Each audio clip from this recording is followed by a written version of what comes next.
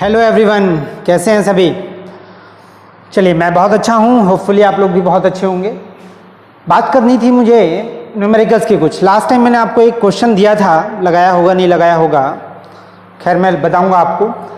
अभी तक जो हमने पढ़ा, बहुत सारे फार्मूले निकाले हम। एक बार रिकैप कराता हूँ पूरे फार्मूले को, क्योंकि वो हमारे माइंडसेट में होना चाहिए, तब हमसे न्यूमेरिकल्स लगते हैं। पहला चीज़ मोलैरिटी, मोलैलिटी, मास परसेंट, है ना, volume percent, mole fraction, normality, formality, सारा चीज़ आपको याद होना चाहिए। फिर इनके बीच में आपस में रिलेशंस क्या होगा। फिर उसके बाद हमारा डाइल्यूशन का क्या था, M1V1 = M2V2, N1V1 = N2V2, ये सारी चीज़ें आई थी हमारी। फिर हमने बोला था कि अगर सॉल्यूशंस को मिक्स कर दिया जाए तो क्या होगा, व्हाट विल हैपन व्हेन 2 और more than 2 solutions mix together, उस कंडीशन से हम किस तरीके से निकालते हैं। नॉर्मेलिटी में एक बात हमारी फंसी थी n फैक्टर्स की, उसके लिए मैंने आपको थोड़ा सा क्लू दिया था कि एसिड, बेस और सॉल्ट अगर है तो नॉर्मल हम देख लेते हैं, अदरवाइज वो कॉन्सेप्ट तो बड़ा है, लेकिन सॉल्यूशन है तो एसिड, बेस, सॉल्ट से ही बना होगा, तो उन तीनों को हम देख लेते हैं, ठीक है ना। वहाँ से बोला था कि एसिड जितना H+ रिलीज करेगा that is the n factor, base जितना OH- रिलीज करेगा पर molecule that is the n factor. अगर आप सॉल्ट में चले आओ तो सॉल्ट में कितने टोटल केटाइंस के ऊपर कितने चार्ज आ रहे हैं, चाहे टोटल एनाइंस के ऊपर कितने चार्ज आ रहे हैं, that is the n factor. चलिए थोड़ी सी बात मैं करता हूं, जो नेक्स्ट टॉपिक है हम लोग का कि कंसंट्रेशन हमने पूरा पढ़ा। कंसंट्रेशन पे थोड़ा न्यूमेरिकल्स लगाते हैं हम लोग। एक न्यूमेरिकल्स होगा एनसीईआरटी एनालिसिस का, जो एनसीईआरटी में आपको दे रखा है। एक एनालिसिस होगा कि इसके बाद जो questions competition point of view से आते हैं वो किस तरीके के आते हैं, ठीक है ना। तो पहला काम NCERT analysis board point of view से सबसे पहले हमें फोकस करना है कि एनसीईआरटी एकदम क्लियर होनी चाहिए, क्योंकि सबसे पहले बोर्ड है, उसमें परसेंटेज आने बहुत जरूरी है। कॉम्पिटिशन्स तो है ही, बट कॉम्पिटिशन्स का कोई लिमिट नहीं है कि किस तरीके के क्वेश्चंस आएंगे, है ना। लेकिन बोर्ड का तो लिमिट है, तो क्यों ना बोर्ड में भी हम एक अच्छा काम करें। और एनसीईआरटी तो खासकर आप कंपटीशन में भी जाओ तो फॉलो होती है आपकी एनसीईआरटी। खैर अभी देखिए, कैलकुलेट मोलैरिटी। मोलैरिटी आपके क्वेश्चन में आने से तुरंत आपको समझ में आना चाहिए, कैपिटल M। मोलैरिटी निकालते कैसे हैं, फॉर्मूले कई सारे थे आपके, moles of solute upon total volume of solution in litre. फिर मोलैरिटी को निकालने के लिए डेंसिटी अगर दिया रहता है तो x × d × 10/mb। कहीं हो सकता है मोलैरिटी पूछ रहा हो, मोलैरिटी खाली दिया हो तो उसका भी फॉर्मूला हमें पता होना चाहिए। Molarity = molarity × 1000/1000d minus molarity × molar mass, इस तरीके से आया था हमारा सब। तो अभी हमारे पास क्या है, 30 ग्राम CO कोबाल्ट नाइट्रेट है। यहाँ पे वाटर आपको दे रखा है, हाइड्रेटेड दे रखा है आपको, इन 4.3 लीटर ऑफ सॉल्यूशन। तो 30 ग्राम ये दे रखा है, तो इसका मेन हमारा है मोलर मास निकालना, क्योंकि जब आप मोलर मास निकालोगे तो मास से डिवाइड कर दोगे, मोल्स आ जाएगा, और डिवाइड बाई 4.3 कर देंगे, क्योंकि वो तो लीटर में दे ही रखा है, सही है। कोबाल्ट का एटॉमिक नंबर क्या होगा, नाइट्रोजन का क्या होगा, इसको आप यहाँ करके मल्टीप्लाई करके आपको आना चाहिए। कोबाल्ट का मास प्लस 2 × नाइट्रोजन का मास प्लस 6 × ऑक्सीजन का मास प्लस हो जाएगा ना 6 + 6 और 18। बहुत गड़बड़ होता है, कभी कभी लोग क्या करते हैं, इसमें डॉट का मतलब मल्टीप्लाई कर देते हैं। मल्टीप्लाई नहीं करना, हमें क्या करना है, सम करना है, क्योंकि मोलर मास का मतलब क्या होता है, sum of the atomic mass of all the elements which is present in the given compound, जिस भी कंपाउंड में दे रखा है। और थोड़ा सा आपको ये समस्या आ रही होगी कि एटॉमिक मास भूल जाते हैं हम, क्या करें। कोई इशू नहीं है, वो आजकल तो देता है आपके क्वेश्चंस के नीचे, लेकिन कमो बेस आपको अभी जो क्वेश्चंस लगाने होंगे वहां पे तो आपको याद रहना चाहिए, ठीक है। तो ये काम हो जाएगा मोलर मास का। Molar mass given mass upon molar मास हो जाएगा, तो मोल्स आ जाएगा इसका, अपॉन 4.3 कर दीजिएगा, मोलैरिटी आ जाएगा। इसके बाद भी नहीं आता तो there is error in the mathematics. Chemistry का काम तो यही खत्म हो जाता है ना। दूसरा ये 30 ml ऑफ इतना है, यानी कि मोलैरिटी दे दिया हमें, वॉल्यूम दे दिया, मोलैरिटी और वॉल्यूम दे दिया, दोनों दे दिया हमें। तो मोलैरिटी और वॉल्यूम दे दिया, तो कह रहा है क्या, डाइल्यूटेड। डाइल्यूटेड का नाम सुनते ही M1V1 = M2V2, तो M1V1 = M2V2, सिंपल है। डाइल्यूटेड आ गया, 500 तो फाइनल 500 हो गया, तो इनिशियल हमारा क्या था 0.5 हो गया, और ये कितना था 30 ml था, तो 30 ml हो गया। तो आप क्या करो, डिवाइड कर दो वॉल्यूम से, M2 आ जाएगा, मोलैरिटी आ जाएगी। एक चीज याद रखना है कि ऐसे क्वेश्चंस में ये ध्यान रखना है कि वॉल्यूम दोनों का सेम यूनिट में है कि नहीं है। हो सकता है कहीं लीटर दे दिया हो, कहीं ml दे दिया हो, तो उस कंडीशन में आप उसको चेंज कर लीजिए, ठीक है। नेक्स्ट क्वेश्चन है इंडेक्स का क्वेश्चन था हमारा। ये भी इंडेक्स का है, ये भी इंडेक्स का है, तीनों क्वेश्चन हमारे इंडेक्स के ही हैं। आप खोलिएगा किताब, आपको मिलेगी बुक्स में। मास ऑफ यूरिया पूछ रहा है, रिक्वायर्ड इन मेकिंग इतना KG of molal aqueous solution. दो चीजें होती है मोलल, 0.25 दे रखा है, 0.25 एक हो गया मोलल, और एक अगर देता है क्वेश्चन में तो मोलर देता है। तो मोलल क्या बोलता है, 0.25 मोल इन 1 kg of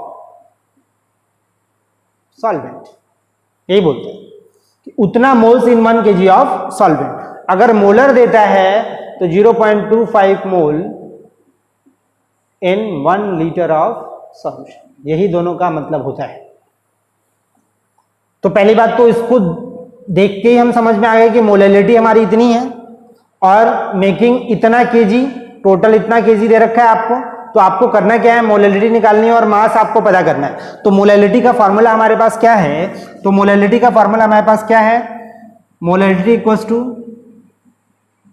mass of solute, mass of solute upon molar mass into mass of solvent in KG. Clear है बात। तो मास ऑफ सॉल्यूट तो नहीं पता, यही निकालना है हमें। मोलैलिटी हमें पता चल गई, मोलैलिटी कितना दे रखा है, 0.25 दे रखा है। मोलर मास आप इसका निकाल लेंगे, यूरिया का सम ऑफ एटॉमिक मास कर देंगे आप।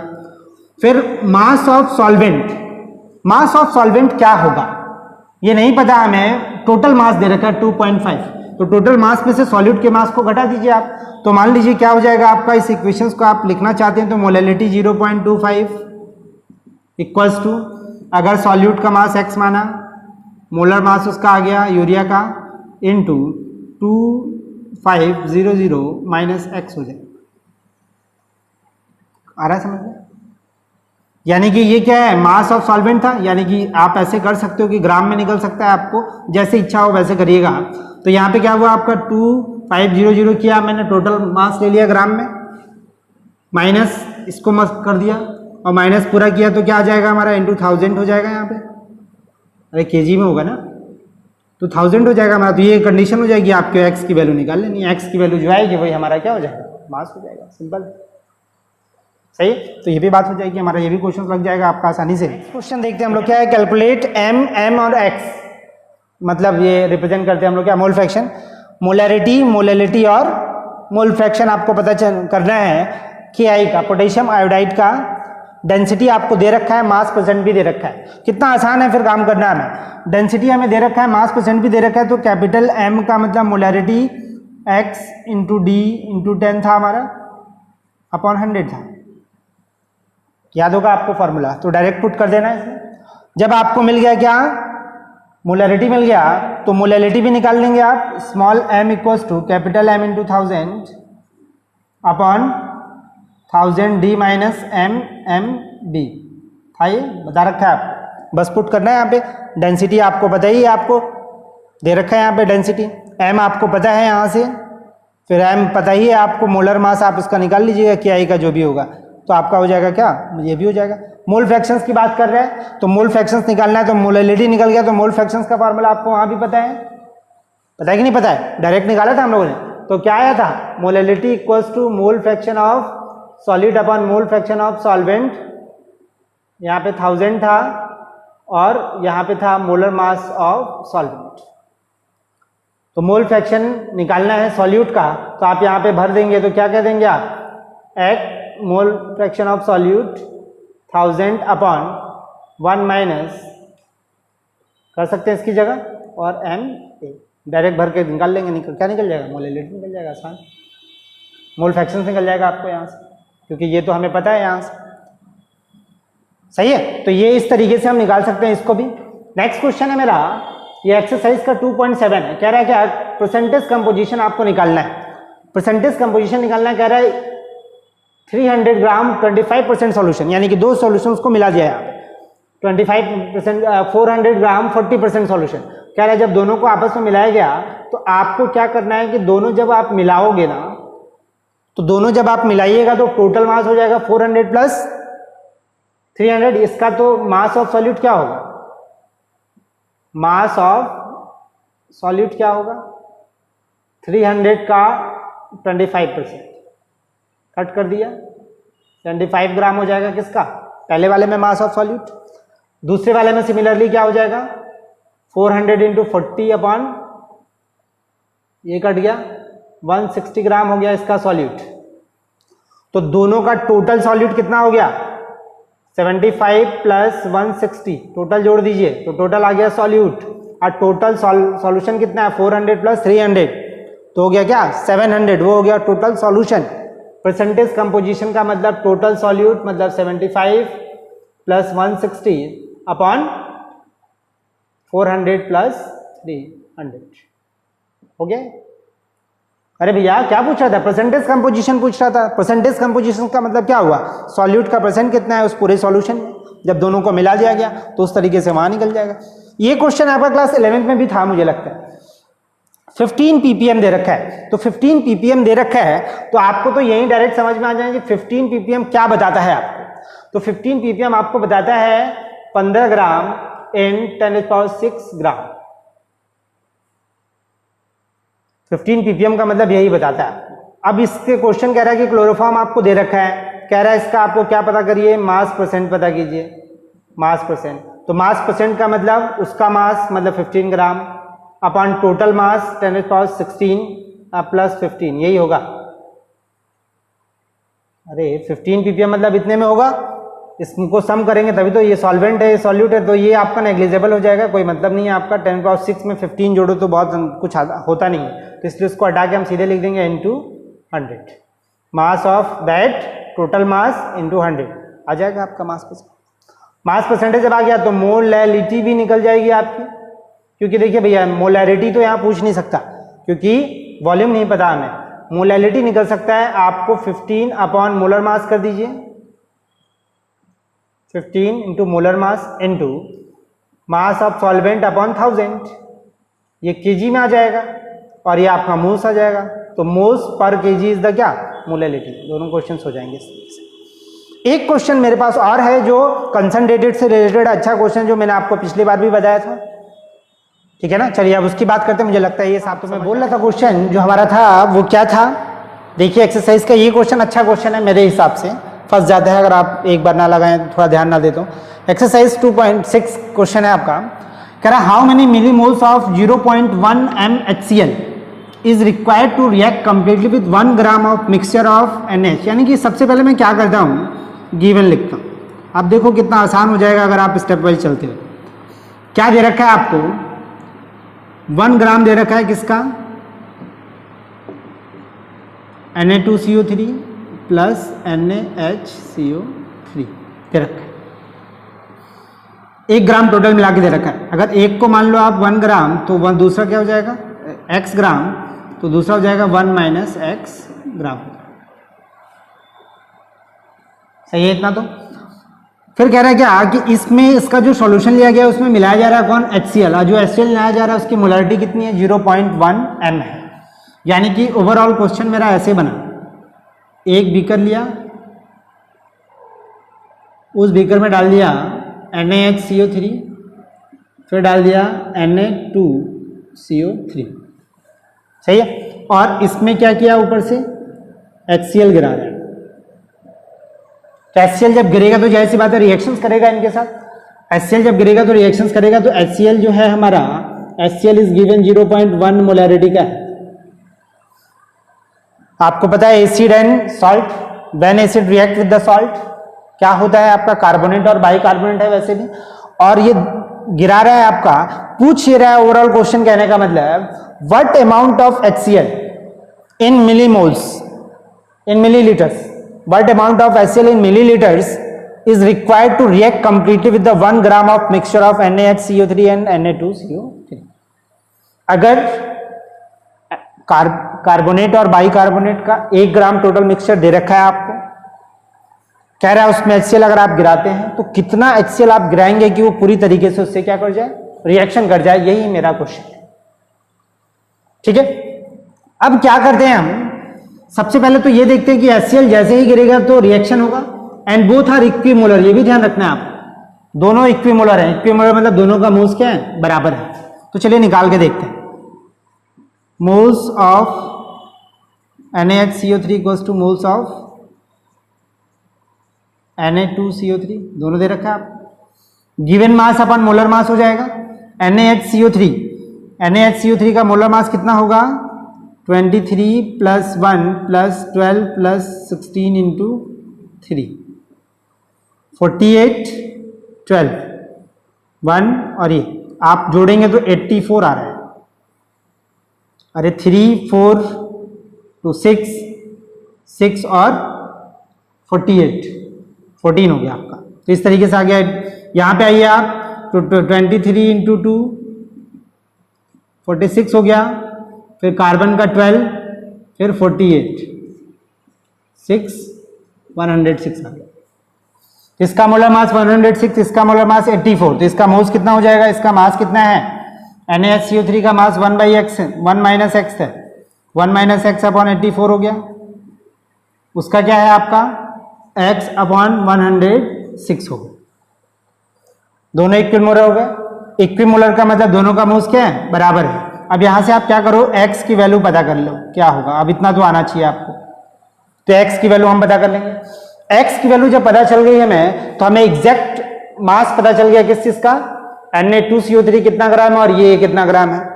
ध्यान रखिएगा कहीं ऐसा ना हो कि एक से ज्यादा आ जाए, कभी हो नहीं सकता हो, तब कुछ गड़बड़ हो रहा होगा। तो ये आपको कर लेना है। अब ये जो चीज आ गई, अब क्या हुआ, जब इसको इसमें मिलाया तो रिएक्शन हुआ।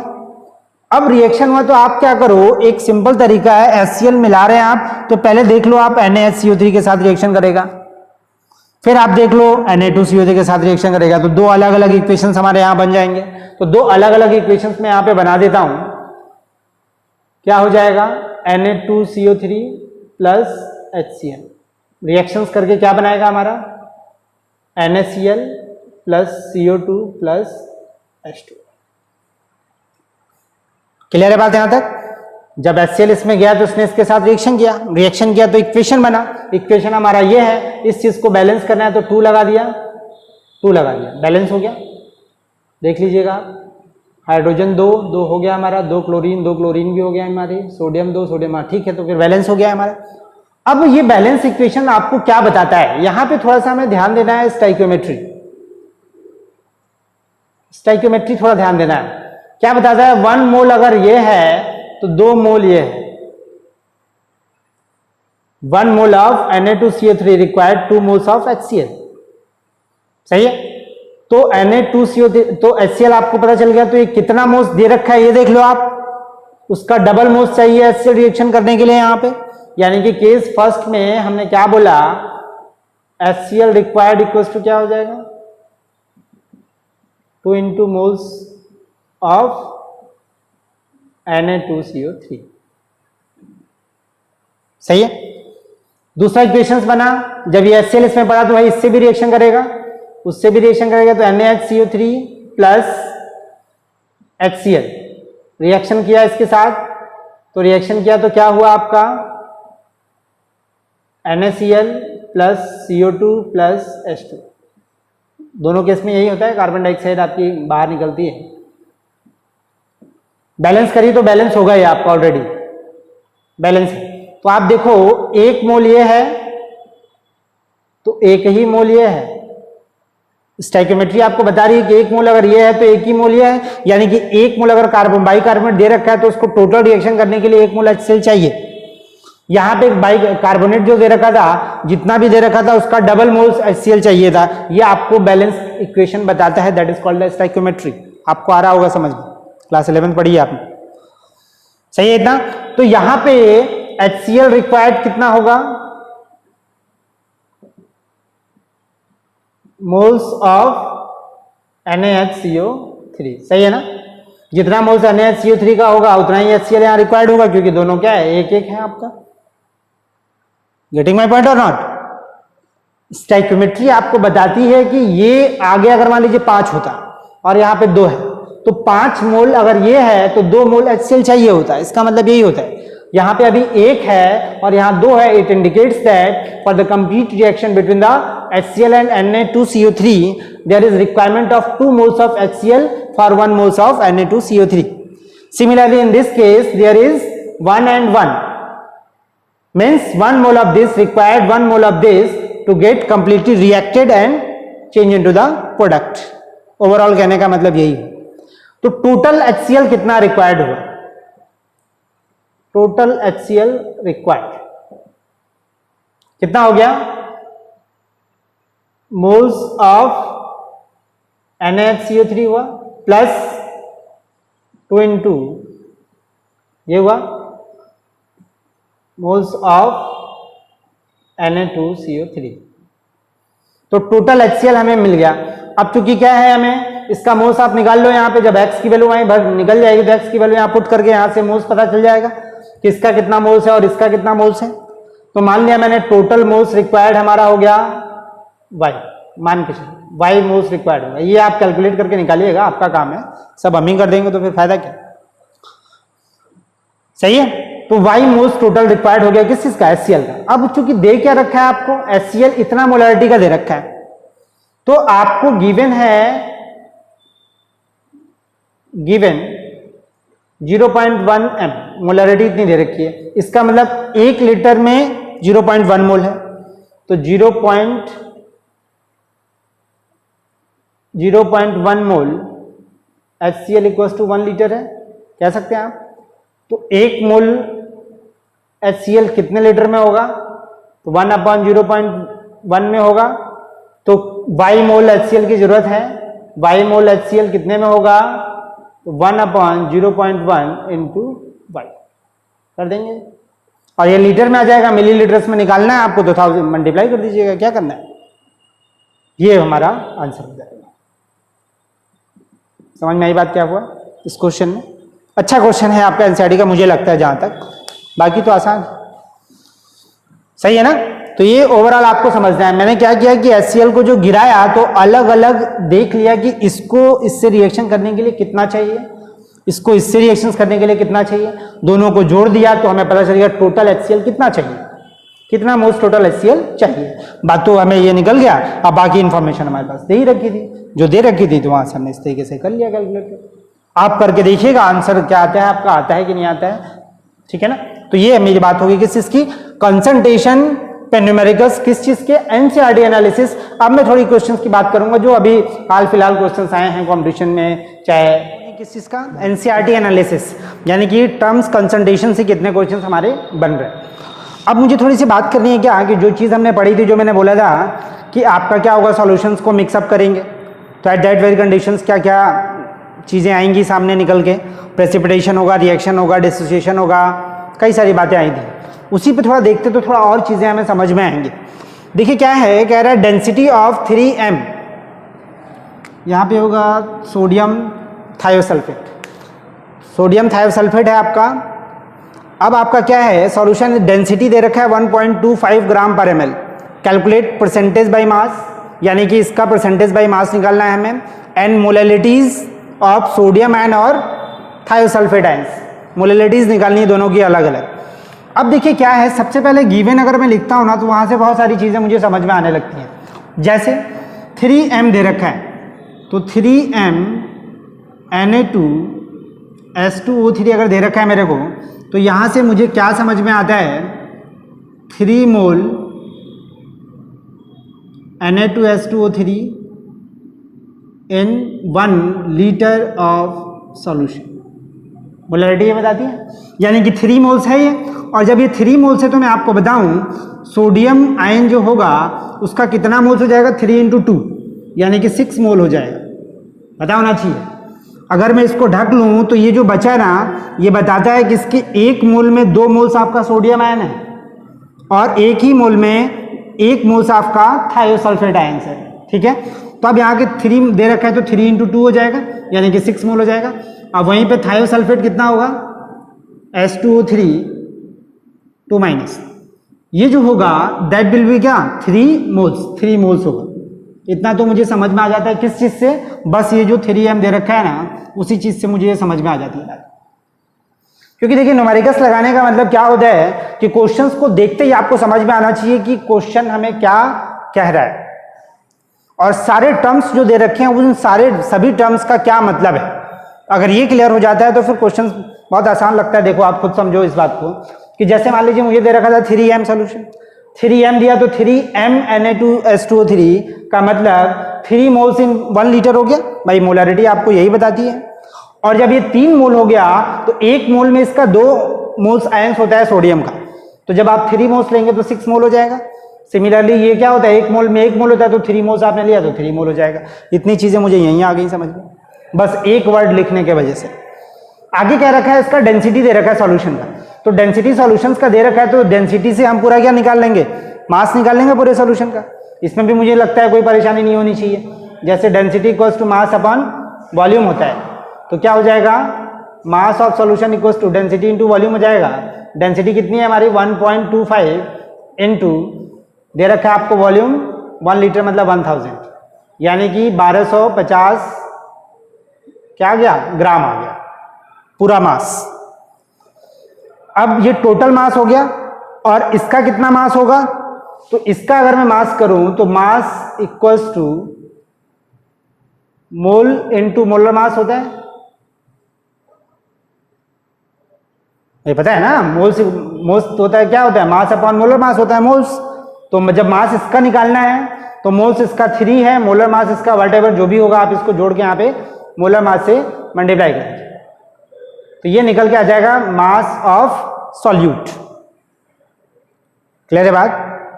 तो मास ऑफ सॉल्यूट निकल के आ गया, टोटल सॉल्यूशंस का कितना मास है वो यहां निकल के आ गया। अब देखो कितना आसान हो गया काम हमारा। क्या बोल रहा था, calculate percentage by mass of this, इसका मास परसेंट निकालना है तो इसका मास ये हो जाएगा, सही है। और टोटल मास ऑफ सॉल्यूशन कह रहा है तो टोटल मास ऑफ सॉल्यूशन कितना है 1250 इंटू 100, मास परसेंट निकल गया। पहला क्वेश्चन हो गया हमारा। आगे बोल रहा है मोलैलिटीज, मोलैलिटीज निकालना है किसका, सोडियम आयन और थायोसल्फेट आयंस का। तो मोलैलिटीज निकालना है तो पहले सोडियम का देख लो कि कितना मोल्स है, तो सोडियम का मैंने यही निकाल लिया 6 मोल है, ठीक है ना। मोलैलिटीज का मतलब क्या होता है, उसका मोल divide by mass of solvent in kg. तो मास ऑफ सॉल्वेंट जब आपको निकालना होगा तो मास ऑफ सॉल्वेंट क्या होगा, mass of solvent equals to इतना माइनस मास ऑफ सॉल्यूट। कितना आसान है आप खुद देखो। तो मास ऑफ सॉल्वेंट ये हो गया, मास ऑफ सॉल्यूट ये हो गया था, माइनस कर दीजिएगा मास ऑफ सॉल्वेंट आ जाएगा। तो अगर सोडियम आयंस का अगर आपको क्या निकालना है, मोलैलिटीज निकालनी है तो उसका मोल्स हो गया 6 upon mass of solvent in kg. तो mass of solvent is this divided by 1000 कर दीजिएगा, अपने आप आ जाएगा क्या, सोडियम का। मुझे लगता है समझ में आनी चाहिए चीजें। कितना आसान है, बस आप एक टर्म्स, यहीं पे सारा क्वेश्चन हमारा सॉल्व हो गया। फिर देखिए इसका पूछ रहा है तो इसका मोल्स हमारे सामने है 3 मोल्स, बाकी प्रोसेस वही होगा। इसका moles divide by total mass of solvent, उसको डिवाइड 1000 कर दिया क्योंकि ये ग्राम में है, सॉल्व हो जाएगा हमारा क्वेश्चन। क्वेश्चन हमारा है क्या, find molality of various ions in 1 MbCl2 solution. 1 m दे रखा है आपको, डिग्री ऑफ डिस्ट्रीब्यूशन हमारे पास है 80%, बताया मैंने आपको अभी। क्या बोला मैंने आपसे कि जब भी क्या होता है कि सॉल्व करते हैं हम न्यूमेरिकल्स को तो कंडीशंस में क्या आता है कि डिसोसिएशन की जब बात आती है तो हो सकता है कि सॉल्यूट को जब आप सॉल्वेंट में डालो तो सॉल्वेंट में डालने के बाद हो सकता है वो ब्रेक डाउन हो, उसका डिसोसिएट हो। जब वो डिसोसिएट होगा तो नंबर ऑफ आयंस में बदलाव आएंगे, ठीक है ना, कि किस तरीके से वो टूट रहा है। और टूटने में क्या है कि अगर कुछ नहीं दे रखा है, आयनिक कंपाउंड है, तो आपको मान लेना है 100% डिसोसिएट हो रहा है। अगर 100% डिसोसिएट नहीं हो रहा है तो कंडीशन आपको देगा जैसे यहाँ पे कंडीशन दे रखा है 80% डिसोसिएट हो रहा है किसका, BeCl2 का। तो आप थोड़ा ध्यान दीजिएगा, BeCl2 है मेरा, टूटा Be2 प्लस बनाया, 2Cl माइनस बनाया। शुरुआत में क्या था, ये 1 m का था, 1 m का था, इसमें से घट गया 80%, 0.8 गायब हो गया। तो 0.8 जब गायब हुआ तो ये जो बना 0.8 बना और ये जो बनेगा 2 इंटू 0.8 बनेगा। इतना तो आना चाहिए आपको भाई, जो आपका स्टोइकियोमेट्री आता है उतने से मल्टीप्लाई हो जाता है हमारा। वही काम मैंने यहाँ भी किया। तो यहाँ पे क्या हुआ आपका 2 इंटू इतना आ गया तो क्या जाएगा 1.6 हो जाएगा और ये आपका 0.8 आ गया। तो इसका मोल्स इतना हो गया आपका, तो इसका भी मोल्स इतना हो गया आपका। तो मोल्स अपॉन क्या, मोलैलिटी आपको निकालना है। तो जो आपको मोल्स दे रखा है उसी हिसाब से आपको क्या कर देना है, कंडीशन निकाल देंगे, आसान है। मीन्स मिला जुला के आपको करना क्या होता है कि क्वेश्चन में आपको यही देखना क्या होता है कि आयंस के कितने मोल्स बन रहे हैं, आयंस के कितने मोल्स बन रहे हैं, तो अपने आप आपका क्या होता है, निकल जाता है सॉल्यूशन। क्योंकि 1 लीटर आपको दे ही रखा है तो कोई इशू है नहीं। 1 लीटर दे रखा है, सॉल्यूशन कंसीडर वाटर दे रखा है, तो वाटर जब देगा तो वाटर का 1 लीटर का मतलब क्या होता है, 1 kg होता है। क्योंकि वाटर की डेंसिटी कितनी मानी जाती है, 4 डिग्री सेंटीग्रेड पे, सही है। तो जब क्वेश्चन में आपको वॉल्यूम का कोई ऑप्शन नहीं दे रखा है, इसका मतलब आपको यहां से समझना है 1 m मतलब 1 moles B(Cl2) 1 litre of solution. अब 1 लीटर ऑफ सॉल्यूशन मीन्स वहां पे क्या है, आपका पानी है, और वाटर जब 1 लीटर होगा तो उसका मास भी क्या होगा, 1 kg हो जाएगा। तो ये बात हो जाती है हमारी। नेक्स्ट क्वेश्चन मेरे पास है मिक्सिंग का। हमने यहाँ पे क्या कर रखा है, मिक्स कर रखा है चीजों को। आप देखिए 20 ml N/2 HCl नॉर्मेलिटी यानी कि सेमी नॉर्मल कहा गया, 60 ml N/10 देसी, 150 ml N/5 HNO3। ये देखो आप एसिड और एसिड जब भी मिक्सिंग होगी तो वहां पे बस आपको ध्यान रखना है कि सारे एसिड होने चाहिए चाहे सारे बेस होने चाहिए। अगर कोई एसिड कोई बेस होगा तो वहां पे थोड़ा सा हमें कॉन्सेप्ट लगाने पड़ेंगे, सोचना पड़ेगा थोड़ा सा, क्योंकि वहां पे जब एसिड और बेस होगा तो न्यूट्रल करेगा, और न्यूट्रल करेगा तो कुछ चीजें अपने आप क्या होंगी, खत्म हो जाएंगी। तो आपको मान लीजिए H+ के आयंस का कंसंट्रेशन निकालना, चलिए अभी वो दूसरा क्वेश्चन आएगा तो आ जाएगा। 20 ml N/H यानी कि जब ऐसा दे रखा तो N1V1 plus N2V2 plus N3V3 equals to NV1 plus V2 plus V3 formula हो जाता है हमारा। टोटल वॉल्यूम जोड़ दीजिए N1V1 है ना, आ गया N1V1 आपका आया ये चीज। तो क्या कर देंगे आप यहां पर रख के आप N की जगह क्या करें 1/2 × 20 प्लस मिली इक्विवेलेंट कहते हैं इसको। N2 जो हुआ 60 N/60 1/10 प्लस आप भर दीजिए इसको 150 1/5 इक्वल्स टू N। आप जोड़ दीजिए क्या है 20 प्लस 60 प्लस 150, टोटल वॉल्यूम हो जाएगा। आपको डिवाइड कर दीजिए, आपका नॉर्मलिटी निकल के आ जाएगा, सही है। यहां पे देखो आप, यहां पे HCl है, H2SO4 है, बट यहां पे NaOH आ गया। अब यहां पे थोड़ा समझना है आपको, ये दोनों एसिड है और ये क्या है हमारा बेस है। 2 एसिड दे रखा है, 1 बेस दे रखा है, तो दोनों एसिड मिला के क्या करेगा, H+ की कंसंट्रेशन को बढ़ाएगा, और जितना बेस का आएगा OH- H+ का ज्यादा कंसंट्रेशन अगर होता है तो H+ में से OH- को क्या कर दो आप, घटा दो, तो जितना बचेगा वो H+ का कंसंट्रेशन हो जाएगा। सिंपल सी बात है। और टोटल वॉल्यूम आपको पता है, दे रखा है, यहां से निकल जाएगा आपको जो निकालना चाहते हैं आप। बोलिए H+ का कंसंट्रेशन अगर निकालना चाहते हैं तो दोनों का क्या करो आप, N1V1 प्लस N2V2 कर लो, दोनों को सम अप कर लो आप। फिर ये क्या करिए, इसका आएगा N2 N3V3 हो जाएगा ये, तो क्या कर लेंगे हम N1V1 plus N2V2 minus N3V3 equals to NV1 plus V2 plus V3। Molarity जो भी कहता है आपका, नॉर्मेलिटी अगर कहता है कि इसका H+ का तो आसानी से निकल जाएगा इस तरीके से। दोनों को सम क्यों किया, दोनों एसिड था, बेस था तो माइनस कर दिया। अभी आया 50 1/2 यानी कि 25 हो गया ये क्या है 50 10 हो गया ये प्लस 10 तो हो गया 35 टोटल। ये जो आया ये क्या था आपका, ये दे रखा है ये 210 मल्टीप्लाई किया तो 20 आ गया, तो 15 आ गया, 15 आ गया टोटल। तो 15 बाई करके तीनों के वॉल्यूम को जोड़ दीजिए, 50 50 100 300, तो क्या जाएगा 15/300 हो जाएगा हमारा n। ऐसे क्वेश्चन पे थोड़ा सोचना है आपको, ठीक है ना। और भी तरीके इसको लगाने के हैं, आप एसिड बेस से H+ आयन का कंसंट्रेशन निकाल के आप OH- का कंसंट्रेशन निकाल के माइनस भी कर सकते हैं आप। जैसे यहां पे आया तो नॉर्मेलिटी है, मोलैरिटी के कॉन्सेप्ट पे आइए आप, यानी कि नॉर्मेलिटी से मोलैरिटी निकालिए, वहां से H+ का आयन निकल जाएगा, यहाँ पे OH, यहाँ पे भी H+ आयंस निकल जाएगा, दोनों H+ को जोड़ दीजिए, इसको माइनस कर दीजिए आप, तो वहां से भी आपको पता चल जाता है। pH भी पूछ सकता है, H+ का कंसंट्रेशन यहाँ पे आ जाता है तो pH भी वहां से निकल जाता है जब क्वेश्चन और लेवल का बढ़ता है तो। खैर अभी उसकी जरूरत नहीं थी हमें। नेक्स्ट क्वेश्चन है 10 ml HCl, गिव 0 पॉइंट इतना ग्राम AgCl when treated with AgNO3। इसका मतलब कह रहा है कि HCl को आप रिएक्शंस करा रहे हो किसके साथ, AgNO3 के साथ। HCl AgNO3 के साथ रिएक्शन जब हो रहा है तो क्या बना रहा है, AgCl बना रहा है प्लस H, क्या बना रहा है, AgCl बना रहा है प्लस HNO3 बना रहा है।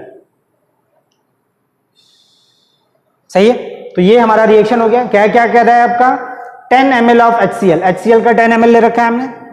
फिर कह रहा है गिव इतना ग्राम AgCl आपको कितना ग्राम निकल के आता है ये देख लेना है, 0.1435 ग्राम आता है AgCl। When treated with AgNO3, जब AgNO3 को HCl से ट्रीट किया गया तो ये बना, ये बना। अब आपसे पूछ क्या रहा है आपसे, आप क्या बताइए, find molarity of acid solution. Molarity पूछ रहा है आपको, मोलैरिटी पूछ रहा है, इसका मतलब आपको H प्लस कितना रिक्वायर्ड हुआ इतना AgCl बनाने में, ये निकालो सबसे पहले। फिर आपको वॉल्यूम दे रखा है ml में, चेंज कर लीजिए। भाई स्टाइक्योमेट्री है आपकी, स्टाइक्योमेट्री है तो स्टाइक्योमेट्री है तो इस कंडीशन में क्या होगा, 35 यानी कि 36.5 क्लोरीन का 35.5 होता है मोलर मास, हाइड्रोजन का 1 जुड़ गया तो 36.5 आ गया। अब आप आइए यहां पे AgCl, Ag का है 108, क्लोरीन का 35.5 ऐड कर दिया, 143.5 ग्राम हो गया। इसका मतलब AgCl का इतना ग्राम बनने में HCl की इतनी रिक्वायरमेंट है, यानी कि इतना मास है HCl का।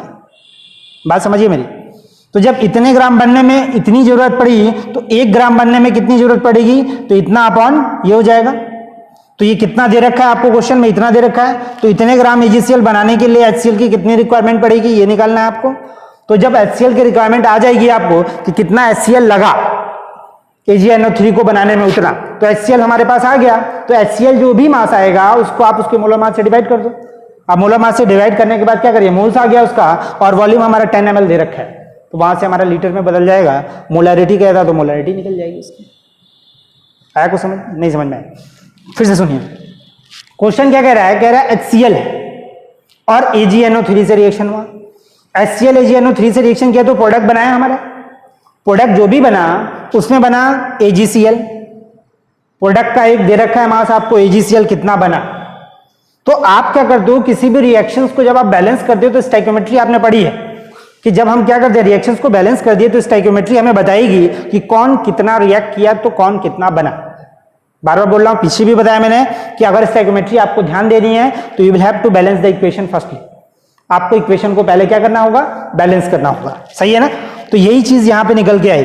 तो यहां पे मुझे समझ में आया कि पहले तो रिएक्शंस को लिखा, उस रिएक्शन से पता चला कि कितना HCl है तो कितना AgCl बना, 36.5 HCl था तो AgCl कितना बना, वो ये इतना था।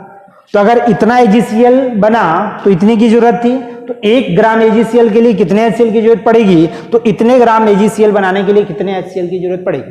तो मास निकल गया हमारा HCl का, मास निकल गया तो मोलर मास से डिवाइड कर दिया उसको, मोल्स निकल गया, मोल्स निकल गया तो वॉल्यूम इन लीटर से डिवाइड कर दिया, मोलरिटी निकल गई, वॉल्यूम ml में दे रखा था, हो जाएगा क्वेश्चन।